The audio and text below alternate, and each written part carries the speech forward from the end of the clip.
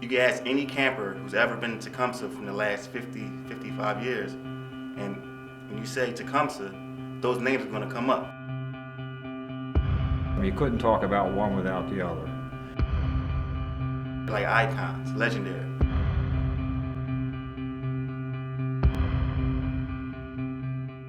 When I first met both of those gentlemen, I was an 11-year-old, and the first thing that struck me was their physical size. You couldn't help but be impressed with the strength of both Bob Glasgow and Jim Frazier. He set a pretty high bar for all of us that had come up there that summer. They came from different backgrounds. Bob was a Roman Catholic. Jim Frazier was at Germantown Academy.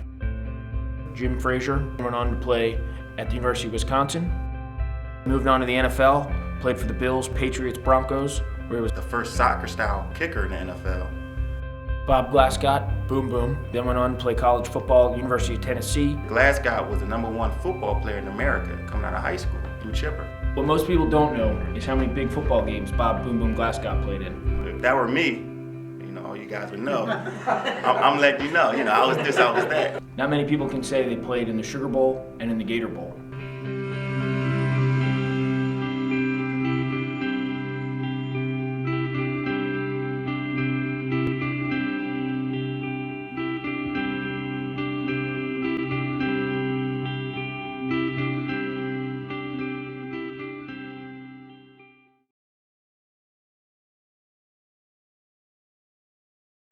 When I came up to camp and started working in the kitchen, kitchen crew, kind of, you had a chance to sneak leftovers sometimes, but for probably like 3 weeks, I was sneaking Pop-Tarts all the time. And I would like put them under my shirt and go out and eat them in the back, and, thinking like, man, this is, great, nobody knows I'm sneaking these Pop-Tarts. So one day Glasgow catches me as I'm walking through the kitchen with the Pop-Tart under my shirt, and he looks at me thinking I'm doing something wrong. So he gives me like the Glasgow, where he finds that way to pinch the back of your neck and just kind of kill you.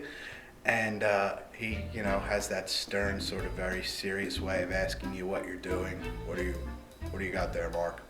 And so I pull the Pop-Tart out and I show it to him, and he gets that like kind of weird, like I ate the canary Glasgow smile, or like sheepish almost. He's like, "Those are for you, you idiot." Those are for the kitchen crew.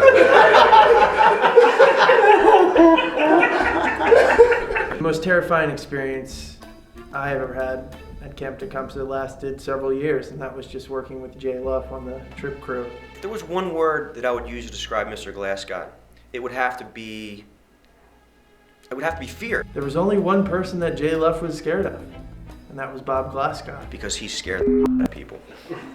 I got in a fight with Mr. Glasgow once about lettuce. I'm sorry I took too much. I was hungry. I had just run the Iron Man. Don't you dare put that in. But the thing is that it wasn't that he scared you so much. It was the fact was that you wouldn't get your laundry done. Do you have any impressions? Impressions? Yeah, great impressions of both of them. Doesn't everybody? What kind of question is that? Everyone has a Mr. Frazier impression. I mean, I don't know, I can think of a million things to say, but it's not going to sound like him, yeah. No, that's great. Yes!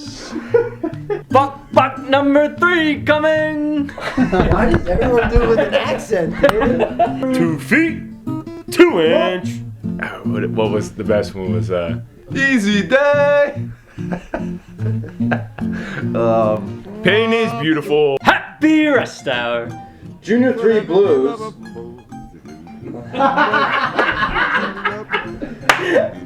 Frenchie, we don't wee-wee there. We wee-wee in the woods.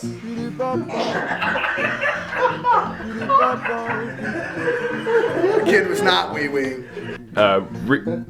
Reach back and grab your ankles. That's a good one. And we do the kneecaps, socks, toenails, but inevitably we had that kid with like the really high socks, and you're like, so.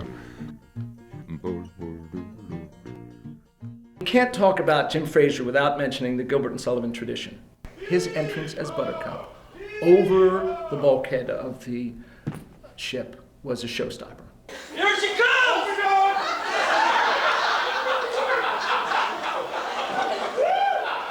Just big bosoms and the rags. And all right, boys, let's go. We have a show to put on. He just kind of took everybody out of there and back upstairs, and we all went to work.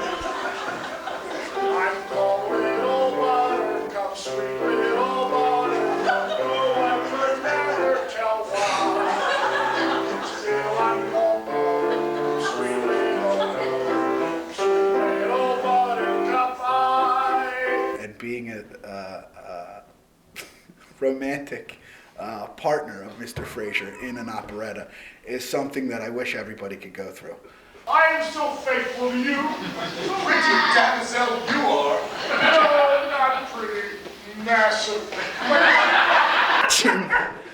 Watching Big Jim ever so beautifully prance across the stage. I will never leave you. Oh, thank you. I mean, who could forget Jim Fraser in the operetta? Well, he probably would forget that he was in the operetta because he forgot so many damn lines, but He totally butchered his lines. We used to have to, I could tell the story about how we wrote Fraser's lines on the walls. The last thing I want to mention about Jim Fraser on the stage of a Gilbert and Sullivan show is his interest in making sure that he did the best that he could, which required him to leave little crib notes. Now, he left these crib notes on the proscenium arch, which is that large arch at the edge of the stage. So on the left-hand side, there were some lines for his verse, and on the right-hand side, there were more lines for his second verse. It made me feel a lot better going into it knowing that I didn't know my lines and Fraser's were written right there. And they are still there today.